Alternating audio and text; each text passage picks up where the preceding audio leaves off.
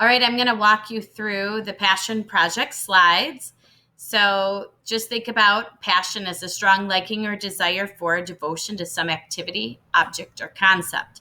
So we're really wanting you to feel like there's something you really, really want to do and just step up and do it. Lots of people have different passions, from music to cooking to drawing to acting to building computers to fishing and sports. And the next 2 weeks belong to you and your passions. So thinking about what you're going to learn, create, maybe a problem you want to solve, a new invention, things that you just love, or what your interests are and how you can make an impact. Think about, gosh, if you want to do anything that would improve the lives of the people around you. Maybe you have people up in Midland area that are victims of the flooding. Maybe there's something cool you can think about doing. You don't have to just build something around your house. You could do something that really impacts the lives of others. And your guidelines are that you have to learn something, you have to create something, you have to present something. So here's a video that you can watch about passion projects at a middle school and interviews with teachers and students. Then here's some examples of some of the passion projects that were done earlier in the unit. We had Minecraft and Legos and food and sewing. And for this, it's not necessarily like, oh, I made a bowl of oatmeal, there's my passion project.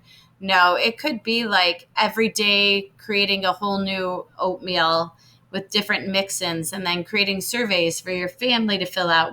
What is the best one? Does it matter if it's steel cut oats or quick oats or the old-fashioned oats or things like that? Like, not really just hurrying up, finishing something. This is meant to be a 2-week project that extends and really amplifies your passions. If you don't have any ideas of what you would like to do, you can be inspired by this page. There's Instructables, which has a slew of projects that you can accomplish. And I think the link that I did are specific to middle schoolers. Pinterest is a good place. The Home Depot has some things. And I would think you could even go to Home Depot and ask for those projects. And maybe those could be fun. I bet they'd give you some of those kid projects to work on if that was something you were into.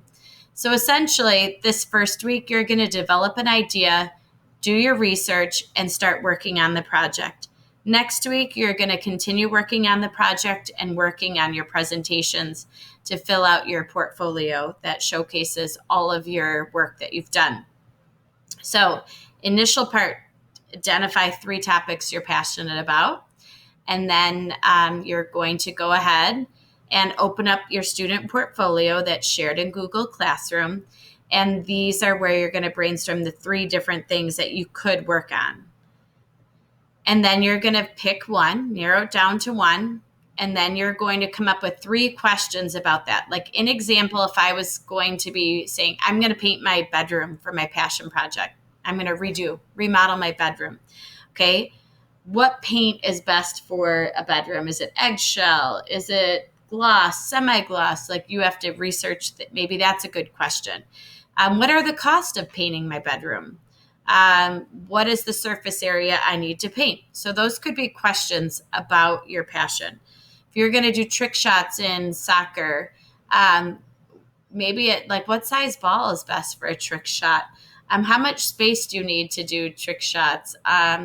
Who is the best person that does trick shots? Or what's the hardest trick shot to do? Those are questions that you can think about that will kind of, impact your project. And then part of the passion project is you have to create something. And creating something, of course, for the trick shots, it'd be the trick shot. For the painting of the bedroom, would be a painted bedroom. Some of you might want to go forth with stop motion animation and creating a video.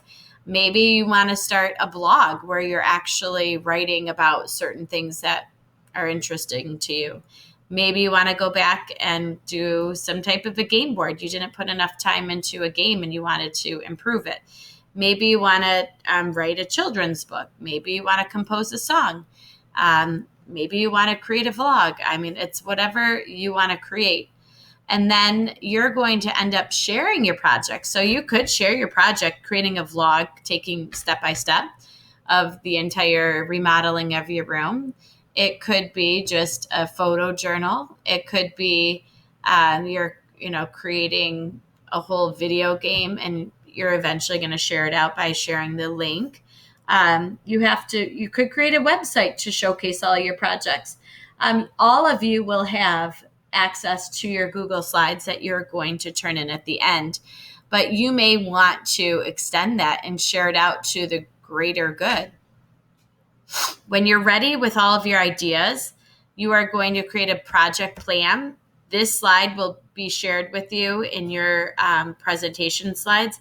However, you are also going to have to fill out a Google form, and they have essentially the same questions. So the Google form is so I can know this week what you're doing. The Google Slides are for you to fill out as a project portfolio.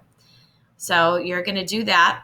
And then you're going to keep track of your passion project. You're going to go ahead and customize it as far as it being your Google Slides. And so that at the end, we truly know what you did over the last 2 weeks. And these will be shared with your classmates as well as myself and anyone else I would like to share it with. Well, no, I'm not just going to share it out with the common public, but I might get real excited and put it on a Google slide to share with all of you, or maybe, my friends that are design tech teachers. That's what I mean by that. In any event that I ever want to share it out on Twitter and stuff, I usually ask your permission. So when you research and ask those questions, you may find, blogs or videos of like trick shots if you were going to do that. Or maybe if you're going to be building like a bench in the outside of your backyard, maybe you find DIY videos that showcase those directions. And so your research, this is going to be worth 1 point. You're going to write at least 3 different resources. So maybe you find a DIY bench and you write notes on it. You would include like the link, and then you make notes for yourself on that slide. You're going to take a lot of photos and videos. And then at the end, in addition to sharing your project, you're going to reflect on the project itself. And then you're going to share it. Just like I said, you're going to share what you have done. Now, this is a total side note, just an extension. If you have a younger sibling or if you're into cartoons, this Wish and Poof episode, Bianca goes on a complete project, a passion project, and she's passionate about space. So she goes through the whole process that you are going to be going through for these next 2 weeks. And this could just be a fun way to, be entertained and watch this. If it's raining, which it's going to this week, this might be a great rainy day activity. So with that, if you have any questions, again, send me an email. Do not send me private comments, and I'd be more than happy to help you out. Good luck. Can't wait to see what you have to offer with passion projects.